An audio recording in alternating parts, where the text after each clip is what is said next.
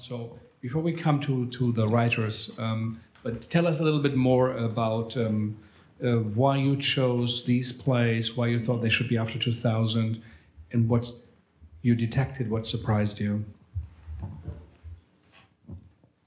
Well, you know, a play when it's on the page is very different from a play performed, but it seemed to me that every single one had a lot of life, and every single one I thought would be interesting for an American audience. That is, there are many plays in Belgium and all over Europe that are fascinating, but really not for import, because either it's all about the language itself, which is very hard to translate, even though these playwrights do very interesting work with language, or because it's just too local, or some other reason. So I thought that, for example, the PM play was interesting because we're all interested in the rise of the far right, and it concerns us all, and I think it feels remote to us, and I think it shouldn't be so remote because who knows where it's going to lead.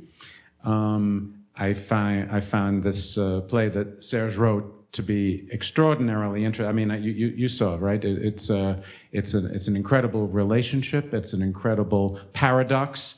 We think that Africans are the ones who put spells on people, but here's the Europeans putting the spell on the African.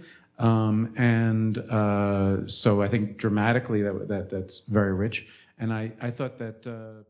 Well, I remember that it started with the reality, because I was touched by something happening to some couples I knew and that I didn't understand. I felt hypocrisy.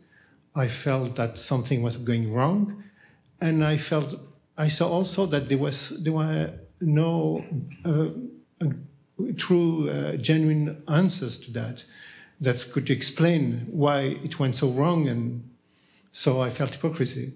And then I read something by an author that you know, Claude Lévi-Strauss, the famous anthropologist, and he explained that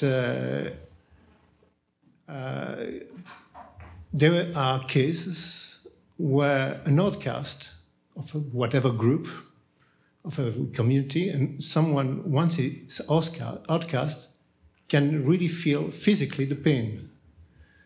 And then at the end, even, that's what he says, even he can die. So I was impressed by that, and putting everything together, I said, okay, we have some cases that I know that you probably would know also of. I have this intellectual look at things an outcast can feel. And I have Africa and Belgium. So Africa, you know, like witches and witchcraft and so on. And putting everything together, I said that I could try to find an explanation and show it and propose it to the audience. That's so how it became, well, how something very local can become, well, something less local. Thank you.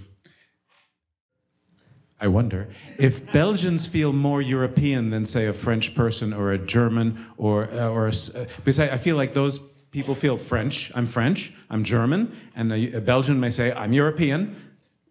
No?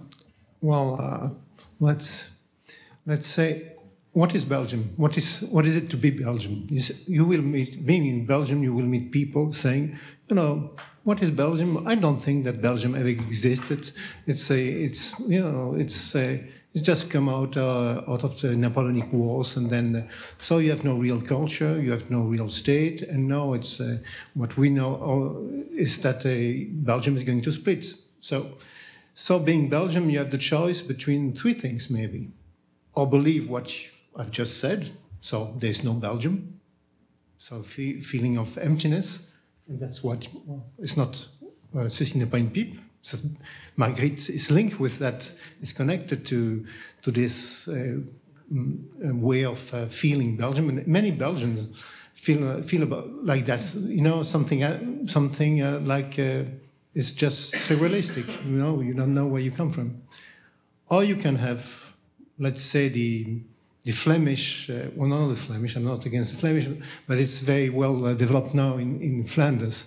The nationalistic national way of thinking, saying that well, like many people, you have a soil, so it's you believe that this soil belongs to you.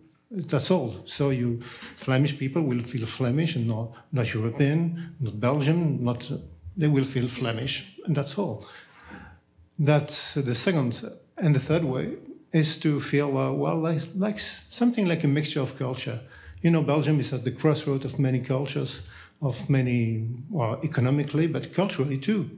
So we have to see the richness of being influenced and made of different cultures, different people. So it's a way of really feeling European. That's my answer.